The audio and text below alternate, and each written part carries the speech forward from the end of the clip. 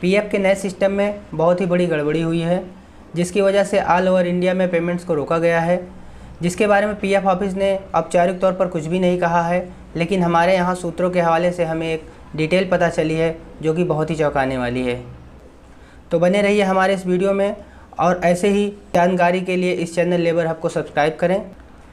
यहाँ मामला यह हुआ है कि बहुत सारे लोगों ने डबल पेमेंट ले ली है।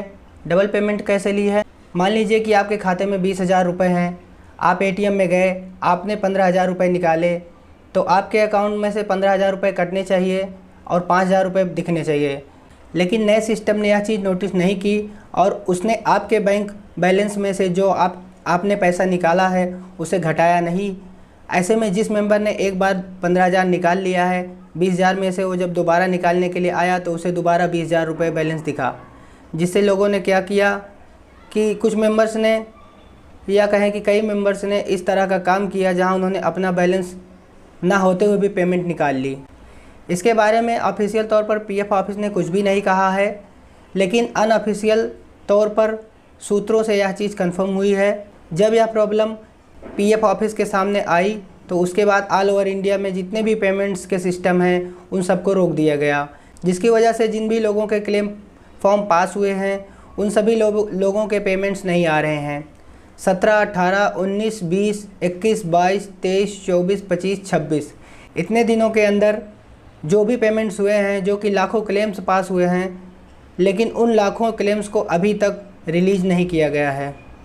जब भी पीएफ सिस्टम में इस तरह का कोई स्कैम होता है तो पीएफ ऑफिस सबसे पहला काम यह करता है कि आगे वो और ज़्यादा ना बढ़े, इसलिए उसको तुरंत रोकता है।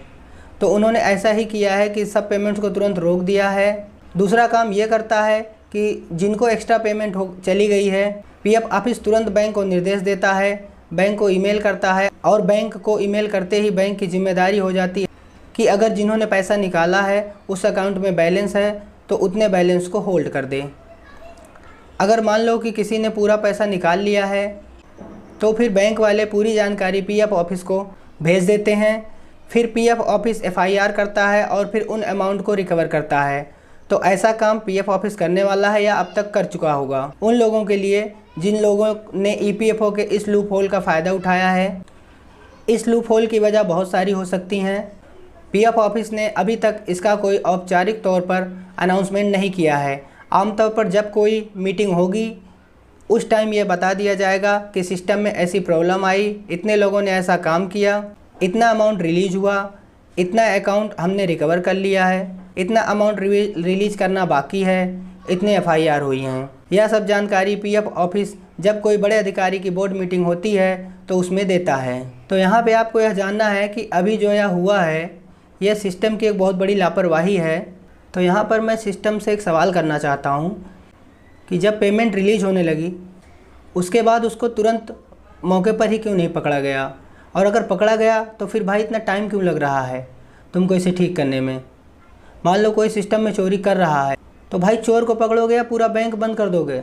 इन्होंने तो पूरा बैंक ही बंद कर दिया है। बैंक में अगर ऐसा कोई स्कैम होता है तो बैंक उस 1-2 खाते को रोकेगा, ना कि पूरा का पूरा बैंक बंद कर देगा। तो फिलहाल हमारे पास अभी कोई विकल्प नहीं है, हम तो सिर्फ इंतज़ार कर सकते हैं और उससे ज़्यादा क्या कर सकते हैं।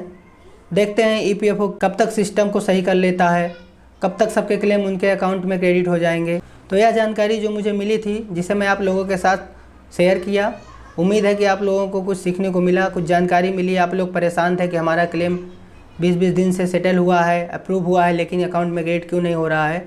तो उसकी वजह यही है जहाँ तक मुझे लग रहा है। तो आज की वीडियो में इतना ही, मिलते हैं अगले वीडियो में, तब तक के लिए धन्यवाद। जय हिंद।